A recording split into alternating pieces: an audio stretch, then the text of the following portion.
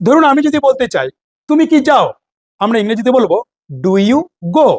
এবার যদি বলি তুমি কি খাও, ডু ইউ ইট। তুমি কি ইংরেজি শেখো, ডু ইউ লার্ন ইংলিশ। অর্থাৎ ডু, তারপরে হচ্ছে সাবজেক্ট, তারপরে ভার্বের ফার্স্ট ফর্ম অর্থাৎ V1। আর যদি থার্ড পার্সন সিঙ্গুলার নাম্বার হয়, হি সি ইট রাম, সেক্ষেত্রে ডু এর জায়গায় আমরা কি বসাবো, ডাস।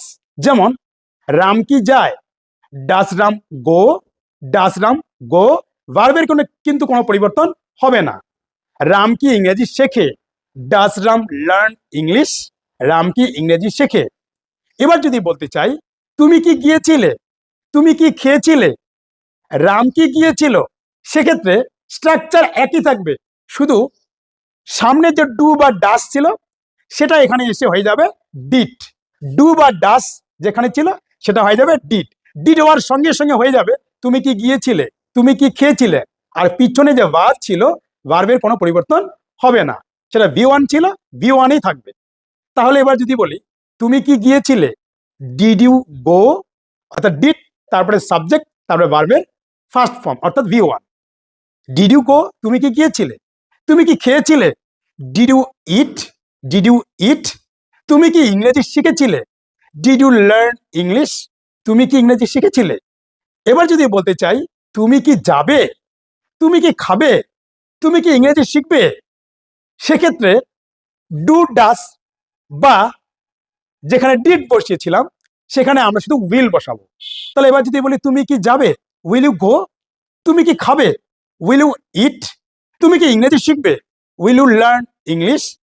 তুমি কি আমার সঙ্গে দেখা করবে, will you meet me, will you meet me. এবার এই বাক্যগুলোকে যদি আমরা WH ওয়ার্ড দিয়ে যুক্ত করতে চাই, যেমন যদি বলতে চাই তুমি কি করো, তুমি কি খাও, বা তুমি কখন যাও, তুমি কিভাবে যাও, সেক্ষেত্রে কি করব। সেক্ষেত্রে এই বাক্যের যে স্ট্রাকচারগুলো যা আমি বললাম সব একই থাকবে, শুধু এদের সামনে আমরা WH কোয়েশ্চেন যে ওয়ার্ডগুলো আছে যখন যেটা প্রয়োজন সেটা বসিয়ে দেব। কেমন করে, ডু ইউ গো মানে তুমি কি যাও, এটা তো আগেই বলেছিলাম, শুধু এর আগে আমি ওয়ের বসিয়ে দিলাম, ওয়ের ডু ইউ গো, তুমি কোথায় যাও। এবার যদি বলি তুমি কি খাও, তাহলে তুমি কি খাও এর ইংরেজি কি ছিল, ডু ইউ ইট। এর সামনে একটা ওয়ার্ড বসাবো, ওয়ার্ড ডু ইউ ইট, তুমি কি খাও। এবার যদি বলি তুমি কখন ইংরেজি শেখো, তাহলে এর আগের সেন্টেন্সটাকে আমাদের মনে রাখতে হবে কি ছিল, তুমি কি ইংরেজি শেখো, ডু ইউ লার্ন ইংলিশ। এর আগে শুধু ওয়েন বসাবো, when do you learn English, তুমি কখন ইংরেজি শেখো। ঠিক একইভাবে যদি বলি তুমি কি খেয়েছিলে, কি খেয়েছিলে, তাহলে এর আগের যে সেন্টেন্সটা ছিল তুমি কি খেয়েছিলে, আমি কি বলেছিলাম, ডিড ইউ ইট।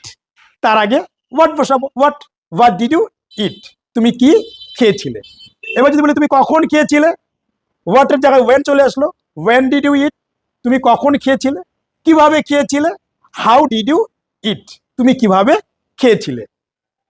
ঠিক একইভাবে এবার যদি বলি তুমি কখন যাবে, তুমি কখন যাবে, এটা বলার আগে আমরা আবার আগের বাক্যে ফিরে যাব, তুমি কি যাবে, উইল ইউ গো।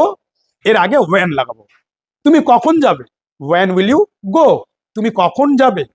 তুমি কিভাবে যাবে, হাউ উইল ইউ গো। তুমি কখন খাবে, ওয়েন উইল ইউ ইট।